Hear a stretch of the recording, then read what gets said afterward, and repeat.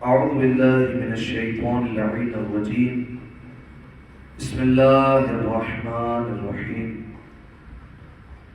الحمد لله الذي يخلق ولم يخلق ويرزق ولا يرزق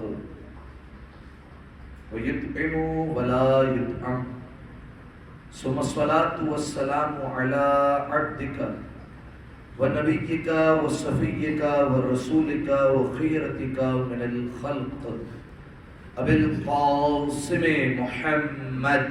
اللهم صل على محمد وآل محمد وعلى أهل بيته الطيبين الطاهرين المعصومين المظلومين، سيما ابن عمه علي عليه السلام، وهو النبأ العظيم والصراط المستقيم والقرآن الكريم، وهو الصديق الأكبر والفاروق الأعظم، وحبل الله المتين وإمام المسلمين، ووصي رسول رب العالمين، واللعنة الدائمة على أعدائهم أجمعين. أما بعد، فقد قال رسول الله صلى الله عليه وآله وسلم: أيها الناس، إنه قد أقبل إليكم شهر الله بالبركة والرحمة والمغفرة.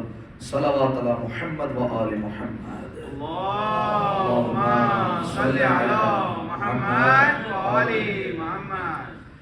تمام تر تعریفیں اس ذات وحدہ لا شریک کے لیے کہ جس نے ہمیں ایک بار پھر روز جمعہ دیکھنا نصیب فرمایا، اور تمام تر شکر بھی اسی کی بارگاہ میں کہ جس نے ہمیں نماز جمعہ جیسی سعادت سے ہمکنار فرمایا۔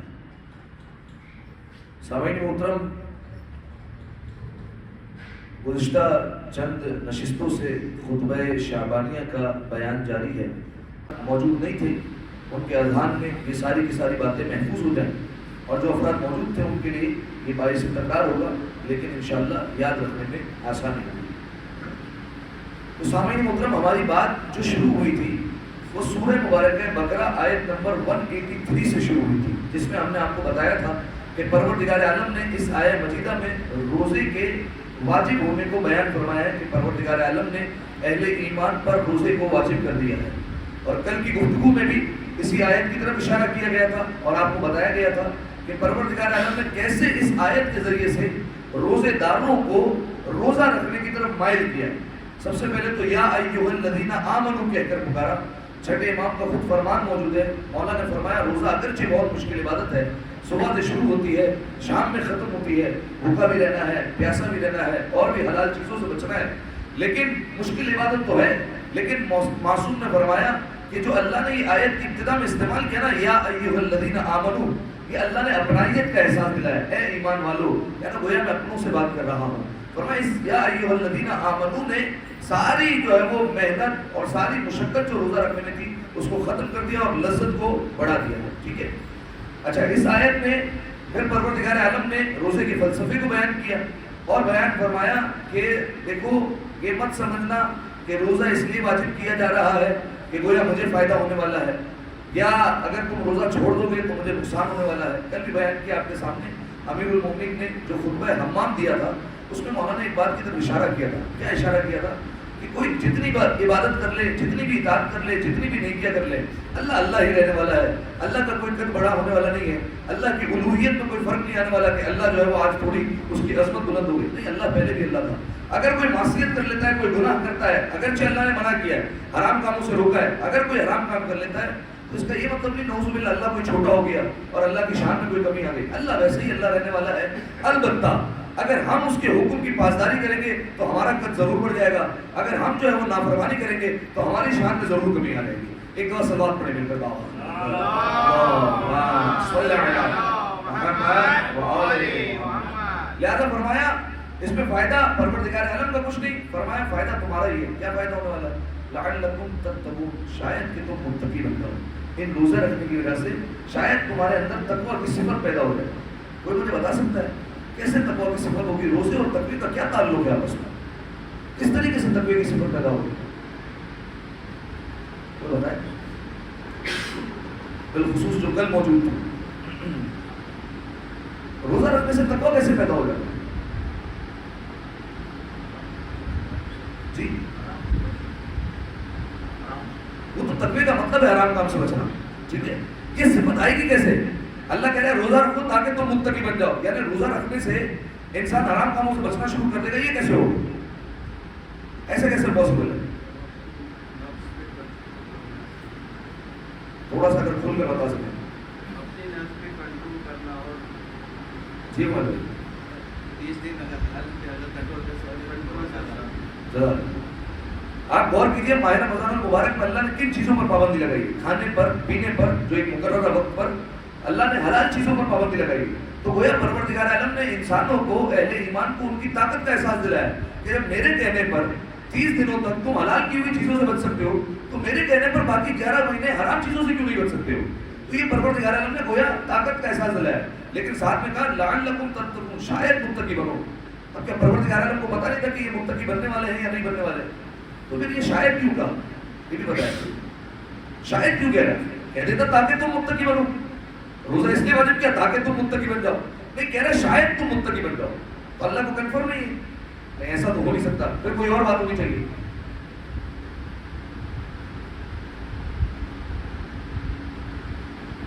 جی محمد بھائی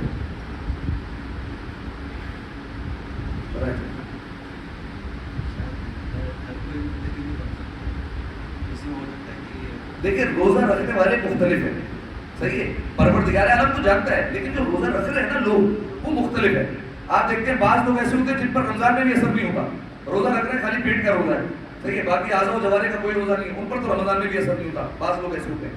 بعض لوگ ایسے ہوتے ہیں کہ ماہ رمضان میں ٹھیک ہے حلال چیزوں سے بچتے رہے تو ایک پریکٹس آ گئی تو چلو 10-15 دن تک جو ہے وہ اثر رہا, اس کے بعد وہی پرانی جو ہے وہ حرکتوں پر آ گئے, وہی پرانی جو ہے وہ حرام کام, وہی پرانی جو ہے وہ بدماشیاں ساری شروع ہو گئی 15-20 دن کے اندر. بعض لوگ ایسے ہوتے ہیں 2-3 مہینے تک چلتا ہے, بعض لوگ ایسے ہوتے ہیں جو پورے سال تک لے کر چلتے ہیں, پھر اگلا ماہ رمضان آ جاتا ہے, پھر وہ صفت پیدا ہو جاتی ہے. لہذا لوگوں میں اختلاف ہے, روزہ رکھنے والوں میں اختلاف ہے. اس نے فرمایا شاید تم متقی بنو, ہر ایک نہیں بننے والا, شاید تم متقی بنو, کسی کے اندر تقویٰ والی صفت پیدا ہوگی. اور آسان الفاظ میں یہ کہوں کہ روزہ رکھنے والوں میں اختلاف ہے, اس کا مطلب یہ کہ کچھ روزہ رکھنے والے ہم جیسے ہیں, کچھ روزہ رکھنے والے سلمان ہیں, کچھ ابوذر ہیں, کچھ مقداد ہیں, کچھ میثم تمار ہیں. لہذا روزہ رکھنے والے مختلف, اس لیے کہا شاید تم متقی بن جاؤ. ایک دفعہ صلوات پڑھنے مل کر آواز میں اللہم صل علی محمد, ایک دفعہ بلند آواز سے صلوات پڑھ دیں. اللہم صل علی محمد. یہ ہماری پہلے دن کی گفتگو ہے, ٹھیک ہے, خلاصہ بیان ہو رہا ہے آپ کے سامنے. پہلے دن یہ گفتگو ہوئی کہ اللہ نے روزہ کیوں واجب کیا, روزے کا فلسفہ کیا تھا, کیسے اپنی طرف مائل کیا ہے روزہ رکھنے کی طرف, یہ پہلے دن گفتگو ہوئی. دوسرے دن ہم نے خطبہ شعبانیہ کا آغاز کیا, وہ خطبہ جس میں رسول اللہ نے ماہ رمضان المبارک کے حوالے سے باتیں کی, لیکن پھر بھی خطبہ شعبانیہ کرے کیوں؟ ہاں رمضان مہینے کے بارے میں تو باتیں ہیں, لیکن شعبانیہ کیوں کہہ رہے ہیں؟ رمضانیہ کہہ دیتے, کہہ رہے ہیں خطبہ شعبانیہ. ہاں جزاک اللہ. ماہ شعبان کے آخری جمعے کو یہ رسول اللہ نے خطبہ ارشاد فرمایا, اس وجہ سے اس کو خطبہ شعبانیہ کہتے ہیں. آخری جمعہ تھا, رمضان آنے والا تھا, لہذا ماہ رمضان آنے والا تھا, لہذا رسول اللہ نے ایک خطبہ ارشاد فرمایا لوگوں کے درمیان.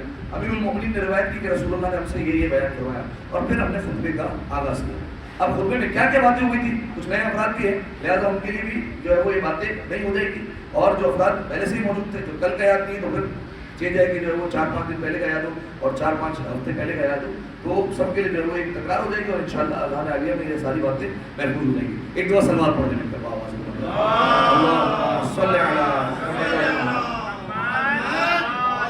اچھا عربی عبادت ابھی نہیں پڑھنا, اور فقط اور فقط اشارہ کر کے گزر رہا ہوں کہ کیا کیا رسول اللہ نے اس میں باتیں کی ہیں. سب سے پہلے رسول اللہ نے اس خطبے کا جہاں سے آغاز کیا, رسول اللہ نے لوگوں کو الرٹ کیا, جس کے کہتے ہیں نا جھنجھوڑنا, آگاہ ہو جاؤ فوراً. کیا کہا رسول اللہ نے؟ فرمایا لوگوں تمہاری طرف آ رہا ہے. کون آ رہا ہے؟ ایسا مہینہ جو اپنے ساتھ برکت بھی لے کر آ رہا ہے, رحمتیں بھی لے کر آ رہا ہے, مغفرتیں بھی لے کر آ رہا ہے. ٹھیک ہے, اب دیکھیے ہمارے یہاں اگر کوئی مہمان آئے تو ہم اس کا استقبال اچھے طریقے سے کرتے ہیں. اب دیکھنا یہ کہ ماہ رمضان مبارک آ رہا ہے, ہم ماہ رمضان کا استقبال کیسے کرتے ہیں؟ آیا اس کے لیے کوئی تیاری کرتے یا نہیں کرتے؟ کیونکہ 8ویں امام کے پاس ایک صحابی پہنچا تھا, تو امام نے اس صحابی سے کہا کہ ابا سلط, غالباً صحابی کا نام تھا, ابا سلط شعبان کا زیادہ حصہ گزر چکا ہے اور بس رمضان آنے والا ہے. معصوم نے فرمایا ابا سلط کوشش کرو کہ ایسے کام کرو جو پہلے نہیں کرتے تھے یعنی نہیں کیا, اور جو کام کرتے آئے ہو اور جو گناہ کے انہیں ترک کر دو, انہیں چھوڑ دو, اب وہ نہیں کرنے. اور فرمایا توبہ اور استغفار کے ذریعے سے اپنے دامن کو پاک و صاف کر لو کیونکہ اب اللہ کا مہینہ آ رہا ہے. ٹھیک ہے, یہ ماہ رمضان کی تیاری 8ویں امام نے بیان فرمائی. رسول اللہ نے کہا مہینہ آ رہا ہے برکت کے ساتھ, رحمت کے ساتھ, مغفرت کے ساتھ. ٹھیک ہے, پھر رسول اللہ نے ماہ رمضان المبارک کی فضیلت کو بیان کیا. فرمایا دیکھو یہ عام مہینہ نہیں ہے, فرمایا اس کے دن تمام دنوں سے افضل, اس کی راتیں تمام راتوں سے افضل. پھر رسول اللہ نے گویا بیان فرمایا کہ ایک ایک دن کیا بتاؤں, ایک ایک رات کیا بتاؤں. فرمایا اس کا ایک ایک لمحہ تمام سالوں کے لمحوں سے افضل ہے. ٹھیک ہے, ہر لمحہ سردار ہے گویا پورے سال کے لمحوں کا. ٹھیک ہے, اس کے بعد پھر رسول اللہ نے فرمایا کہ گویا یہ مہینہ, اس مہینے میں تم اللہ کے مہمان ہو. ٹھیک ہے, اب دیکھیے اگر ہمارے گھر پر کوئی مہمان آئے تو ہم ہوتے ہیں میزبان, سامنے والا ہوتا ہے مہمان. ٹھیک ہے, ہم اپنی استطاعت کے مطابق, اپنی حیثیت کے مطابق اس کے لیے بندوبست کرتے ہیں, اس کے لیے دسترخوان سجاتے ہیں اپنی استطاعت کے مطابق. لیکن کیا کہتے ہیں, یہاں مہمان ہم ہیں جن کے خزانے محدود ہے, لیکن میزبان وہ ہے جس کے خزانے میں کوئی کمی ہی موجود نہیں ہے, وہ میزبانی کر رہا ہے. اب سوچیے کس طریقے کی میزبانی کرنے والی ہے. ہاں, اب یہ مہمان کے ظرف کے اوپر ہے کہ وہ کتنی خیرات اس سے سمیٹتا ہے, کتنی عنایت اس سے سمیٹتا ہے, یہ ہر مہمان کے اوپر اپنے ظرف کے اوپر ہے. ٹھیک ہے, اچھا پھر اس کے بعد فرمایا اس مہینے میں تم اللہ کے مہمان ہو, اور پھر فرمایا اس مہینے میں 2 توفیقات اللہ سے مانگو. 2 چیزیں تمہیں اللہ سے مانگنی ہے. کیا مانگنی, کل بیان فرمایا, کوئی بیان فرما دے.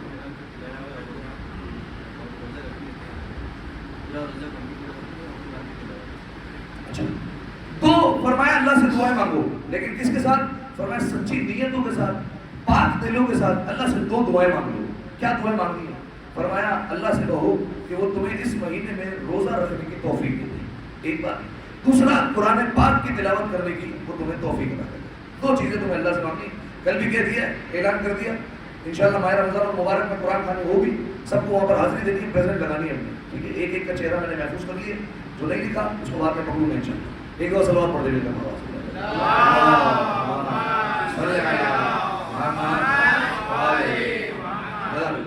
تو فرمایا کہ سچی نیتوں کے ساتھ, پاک دلوں کے ساتھ اللہ سے مانگو کہ وہ تمہیں روزہ رکھنے کی توفیق دے اور وہ تمہیں قرآن پاک کی تلاوت کی توفیق عطا کرے. اس کے بعد رسول اللہ نے روزے اور قیامت کو آپس میں جوڑ دیا. فرمایا روزے کے ذریعے سے قیامت کی بھوک و پیاس کو یاد کرو. کیسے, کیا تعلق ہے روزے اور قیامت کی بھوک میں؟ روزے کی عادت جو بھوک و پیاس برداشت کرتے ہیں, روزے قیامت جو ہے وہ آپ کو کھانا پینا نہیں ملے گا, لیکن وہ ایک دن جو ہے جزاک اللہ. جب تمہیں روزے کی حالت میں بھوک لگے تو ذرا تصور کرو 12 گھنٹے 13 گھنٹے اس کا روزہ تم سے جو ہے وہ برداشت نہیں ہوگا. وہ دن 50,000 سال کے برابر ہے, اور 50,000 سال بھی نوری سال, اور اس میں سورج سوا نیزے پر ہوگا, اور ہر طرف نفس نفسی کا عالم ہوگا. اچھا دیکھیے, ایسا بھی نہیں ہے کہ کوئی پیاس سے مر جائے, مرے گا بھی نہیں, کیونکہ اس دن اللہ نے موت کو بھی موت دے دی ہے. موت تو آنے والی ہے نہیں, اسرائیل کا کام ختم ہو گیا, ملک الموت کا کام ختم ہے, اس کی ڈیوٹی ختم ہو گئی قیامت کے میدان میں. اب اس کی ڈیوٹی نہیں ہے, اب نہ کوئی مرنے والا ہے, کوئی کچلا جا رہا ہے, کوئی کسی کو پیاس لگ رہی ہے, کسی کو بھوک لگ رہی ہے, کچھ بھی ہوتا رہے, موت تو نہیں آنے والی ہے. ٹھیک ہے, یہ بات تو طے ہو گئی.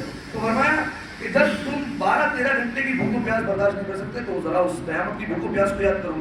اس کے بعد پھر رسول اللہ نے بیان فرمایا کہ روزہ ہونا کیسے چاہیے.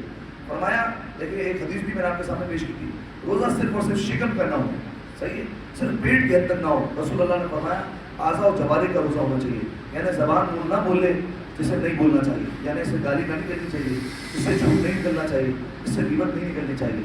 کان اس طرح متوجہ نہ ہو جہاں سننا حرام ہے, گانے کی آواز نہ جائے.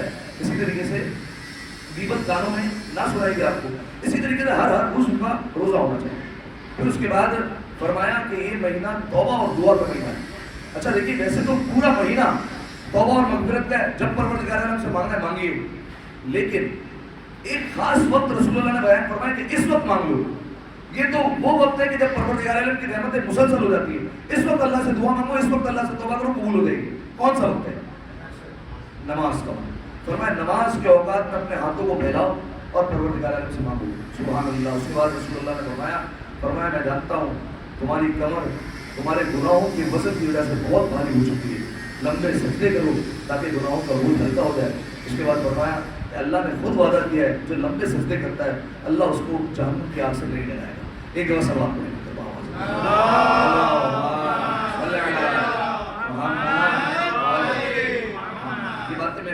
یہ باتیں ماہ رمضان المبارک میں جو ہے وہ عمل کے دوران لانی ہے آپ نے. یہ باتیں فقط اور فقط کام کے آر پار کے لیے نہیں ہے. یہ باتیں جو ہے وہ ان کو محفوظ کرتے جائیے اور ان پر عمل کرنا ہے انشاءاللہ ماہ رمضان المبارک میں. اس کے بعد رسول اللہ نے مؤمن کو روزہ افطار کروانے کی فضیلت بتائی. کوئی جلدی سے مجھے بتا دے کیا کیا ثواب رسول اللہ نے بیان کیے. ایک غلام آزاد کروانے کا ثواب ملے گا اگر کوئی مومن بھائی کو افطار کروا دے, اور تمام گناہوں سے معافی. جتنے گناہ پہلے ہو چکے اللہ تمام گناہوں کو معاف کر دے گا. یہ دو ثواب تو پہلے عطا کرے گا, ٹھیک ہے, اور تیسرا ثواب بھی وہ بھی بیان کر رہا ہوں. ایک غلام آزاد کرنے کا ثواب اور دوسرا ساتھ ساتھ تمام گناہ بھی معاف ہو جائیں گے. جیسے رسول اللہ نے یہ بیان کیا, ایک صحابی کھڑا ہو گیا, یا رسول اللہ, اب دیکھیے کتنا مفلس کا زمانہ ہے, یا رسول اللہ ہمارے پاس تو اپنے کھانے کے لیے پیسے نہیں ہیں, ہم تو اپنے کھانے پر قدرت نہیں رکھتے, تو آپ کہہ رہے ہیں دوسروں کو بھی افطار کروانا, یہ کیسے ہوگا؟ رسول اللہ نے کہا اپنے آپ کو آتش جہنم سے بچاؤ. یعنی روزہ افطار کروانے کا تیسرا ثواب کہ جہنم سے نجات ملتی ہے. فرمایا اپنے آپ کو آتش جہنم سے بچاؤ, چاہے آدھی کھجور کے ذریعے سے کیوں نہ ہو یا چاہے ایک گھونٹ پانی کے ذریعے سے کیوں, ٹھیک ہے. لیکن یاد رکھیے گا ایسا نہیں ہے کہ اب آپ جو ہے وہ مسجد کے باہر کھڑے ہو گئے ہر کسی کو آدھی آدھی کھجور دے رہے ہیں. نہیں بھائی, آدھی کھجور جو ہے وہ ان کے لیے جو قدرت نہیں رکھتے تھے ان کے لیے, ٹھیک ہے, ثواب ملے گا آپ کو کھجور کھلوانے کا. لیکن آپ کو اپنی استطاعت کے مطابق افطار کروانا ہے, آپ کو اپنی حیثیت کے مطابق افطار کروانا ہے, ٹھیک ہے. اس کے بعد رسول اللہ نے 3-4 اور چیزیں بیان فرمائی. فرمایا اچھے اخلاق سے پیش آؤ اس مہینے میں. اچھا, اس مہینے کا مقصد یہ نہیں ہے کہ اس رمضان میں اچھے اخلاق سے پیش آئے, رمضان کے بعد ایسی بدماشیاں شروع, ایسا نہیں ہے بھائی. اچھے اخلاق کا مطلب یہ ہوتا ہے کہ اس مہینے میں پریکٹس کروائی جا رہی ہے کہ جو چیز اس مہینے میں لا رہے ہو باقی مہینوں میں بھی تمہیں اپنے اندر پیدا کرنی ہے. اچھے اخلاق سے پیش آؤ. کیا ہوگا اچھے اخلاق پیش کرنے سے؟ رسول اللہ نے فرمایا قیامت کے دن کھلے صراط پر جب سب لوگوں کے قدم ڈگمگا رہے ہوں گے, اگر تم نے اس مہینے میں اچھا اخلاق پیش کیا ہوگا تو تم تیزی سے گزر جاؤ گے, ٹھیک ہے. کھلے صراط پر قدم رکھا دوسری طرف اور امیر المومنین کے پاس, ٹھیک ہے. ایک پھر فرمایا کہ اپنے ماتحت سے نرمی کرو. ماتحت میں کون لوگ آتے ہیں؟ آپ کے اندر میں کام کرنے والے, سیکیورٹی گارڈ ہے, چوکیدار ہے, اسی طریقے سے آپ پاترو بنے ہوئے ہیں الحمدللہ. آپ کے اندر جو ہے وہ کئی لوگ آتے ہیں جو بیچارے بالے بیچنے والے, یہ چیزیں یا دوسرا کام کرنے والے. ایسا نہیں 2 والے ایک دن کم بیچے غلط غلط شروع ہو نہیں بھائی. اللہ کا رسول کہہ رہا ہے ماتحت سے نرمی کرو. کیا ہوگا اگر ماتحت سے نرمی کرو گے تو اللہ قیامت کے دن تم سے نرمی کرے گا. اس کے بعد فرمایا یتیموں کے ساتھ احسان کرو تاکہ اللہ بھی تمہارے ساتھ احسان کرے, اور فرمایا یتیموں کے ساتھ احسان کرو تاکہ کل تمہارے یتیموں پر بھی احسان کیا جائے. ایسا نہیں ہے کہ صرف تمہارے بچے جو ہے وہ ہمیشہ باپ کے سائے میں پلیں گے, نہیں, تمہارے بچوں کو بھی ایک دن یتیم ہونا ہے. اگر چاہتے ہو ان کے سروں پر بھی کوئی شفقت سے ہاتھ رکھے تو پھر آج تمہیں بھی یہ کرنا پڑے گا. اور اس کے بعد فرمایا کہ رشتہ داروں سے صلہ رحم کرو. کئی لوگ ایسے ہوتے ہیں عرصہ ہو گیا رشتہ داروں سے بات ہی نہیں ہے, لڑائی جھگڑا, پتہ ہی نہیں ہے بھائی, بھائی کے سال میں بہن کے سال میں کچھ ہے نہیں. صلہ رحمی کرنی واجب ہے, ٹھیک ہے. میں نے بیان کیا تھا, جب اس ٹاپک کو میں نے بیان کیا تھا تو آپ کے سامنے رکھے تھے کہ کن کن رشتہ داروں سے صلہ رحم کرنا واجب ہے, ٹھیک ہے. فرمایا جو اپنے رشتہ داروں سے تعلق جوڑے گا تو اللہ قیامت کے دن اپنی رحمت سے اسے جوڑ دے گا, اور جو قطع رحم کرے گا, تعلق توڑ دے گا, تو پھر قیامت کے دن وہ اللہ کی رحمت کو بھی بھول جائے, اللہ اپنی رحمت سے اسے قطع کر دے گا, دور کر دے گا, ٹھیک ہے. اس کے بعد رسول اللہ نے اس مہینے میں نماز اور تلاوت قرآن کا ثواب بیان فرمایا, صحیح ہے. فرمایا جو کوئی اس مہینے میں ایک مستحب نماز پڑھ لے, جیسے نماز شب اور نماز گفیلہ, واجب نمازوں کے ساتھ جو نافلہ نمازیں ہیں, اسی طریقے سے ماہ رمضان المبارک کی ہر رات کی نماز ہے. فرمایا جو ایک مستحب نماز پڑھ لے فرمایا اللہ اسے جہنم سے آزادی دے دے گا. ایک مستحب نماز, ٹھیک ہے, ترتیب قبولیت کے درجے پر ہو. اور پھر فرمایا کہ واجب نماز اگر کوئی پڑھ لے تو پھر اس کا کیا ثواب ملے گا؟ فرمایا عام مہینوں میں جو واجب نماز کا ثواب ملتا تھا اس سے 70 گنا ثواب ملے گا ماہ رمضان المبارک میں ایک واجب نماز کا. اور اس کے بعد فرمایا کہ قرآن کی تلاوت کرو, کیونکہ عام مہینوں میں ایک آیت کا ثواب ایک آیت کے مطابق ملتا تھا. ماہ رمضان المبارک میں ایک آیت پڑھے تو کتنا ثواب؟ کتنا ہے؟ پورے قرآن کا ثواب ملے گا, ٹھیک ہے, مکمل قرآن. وہ ایسے ہے جیسے اس نے پورے قرآن کو ختم کر لیا. اور اس کے بعد پھر فرمایا جو کوئی اس مہینے میں مجھ پر درود بھیجے گا تو جس دن سب لوگوں کے پلڑے ہلکے ہوں گے اللہ اس کے پلڑے کو بھاری کرے گا.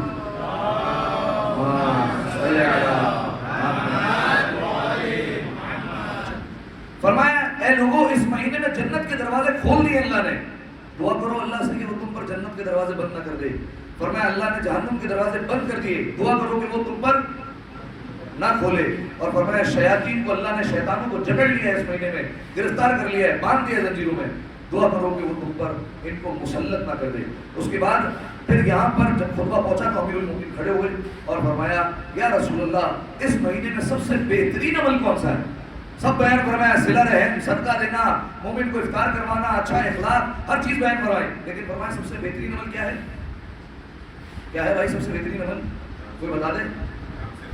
جزاکم اللہ. الورع عن محارم اللہ، حرام کاموں سے بچنا. کچھ نہیں کر سکتے، مومن کو افطار نہیں کروا سکتے، نہ کرواؤ. صدقہ نہیں دے سکتے، نہ دو. صلہ رحم واجب ہے، جتنی واجب مقدار میں اتنی کر لو. مستحب صلہ رحم نہیں کر سکتے، نہ کرو. فرمایا لیکن کم از کم اپنے آپ کو حرام کاموں سے بچا لو، حرام کام نہیں کرنا. ٹھیک ہے.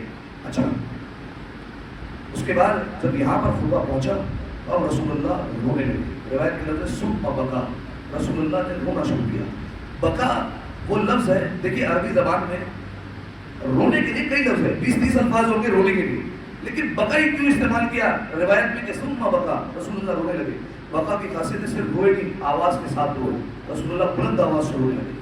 امیر المومنین نے فوراً رسول اللہ سے پوچھا یا رسول اللہ ما یبکی کا، آپ کو کس چیز نے رلا دیا ہے، کیوں رو رہے ہیں؟ اچھا دیکھیے یہ بات میں نے بیان کی تھی کہ یہاں تک جو ہے وہ جو میں نے بیان کیا یہ اہل سنت کی کتابوں میں یہاں تک موجود ہے. اس کے بعد کا حصہ وہاں سے غائب کر دیا گیا. ٹھیک ہے، کاٹ دیا گیا.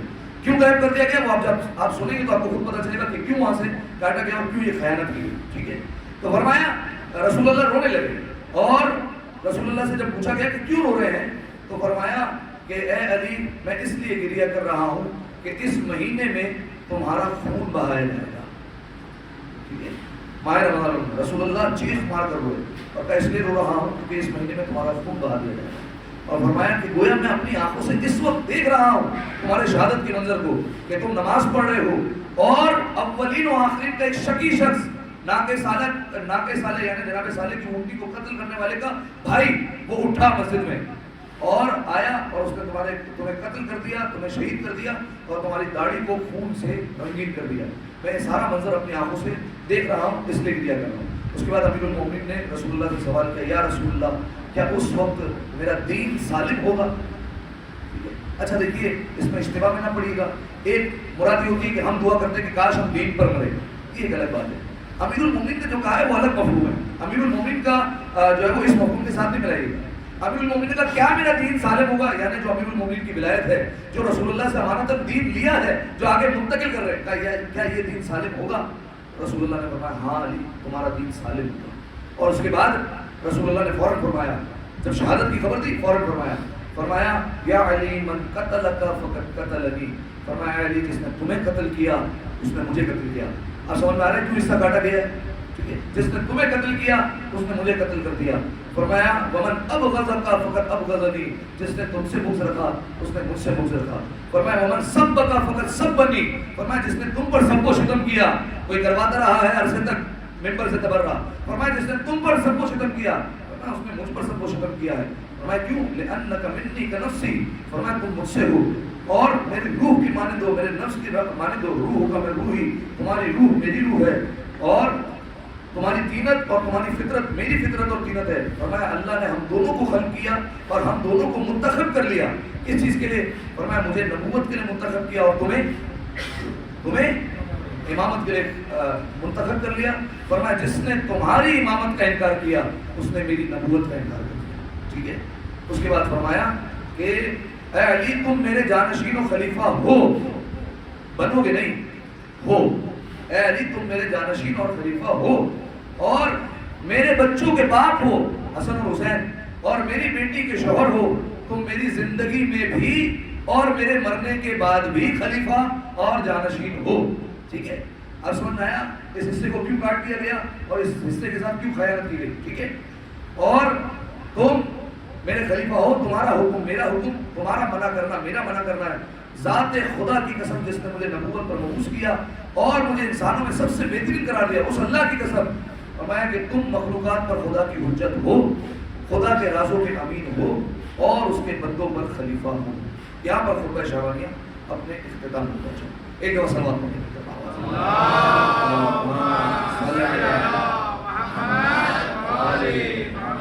اعوذ باللہ من الشیطان اللعین الرجیم. بسم اللہ الرحمن الرحیم.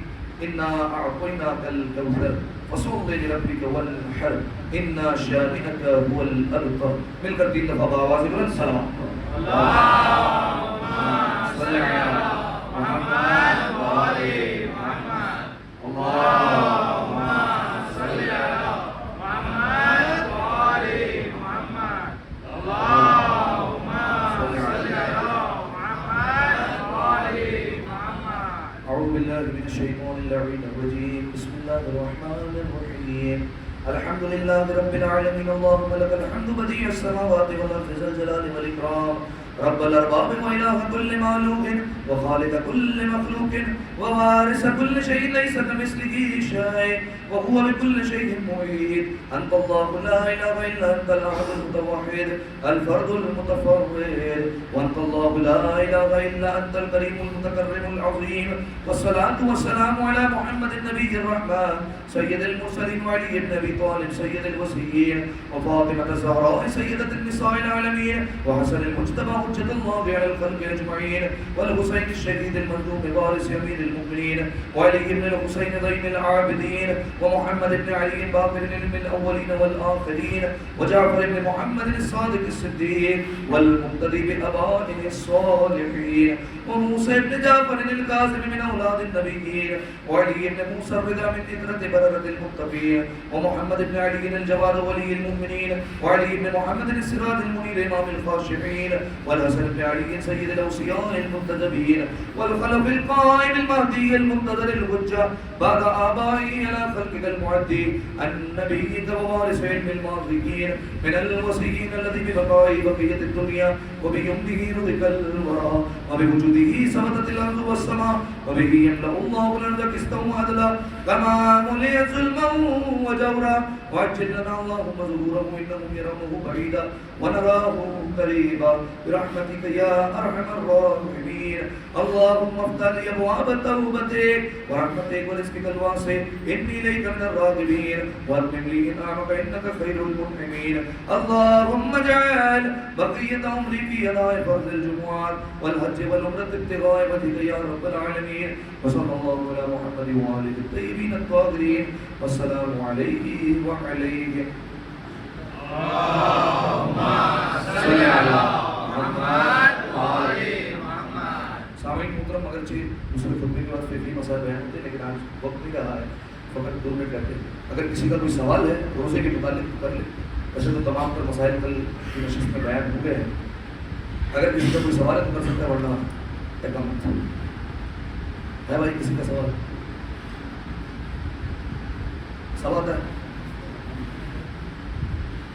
چلیں سلوات پڑھنے کے بعد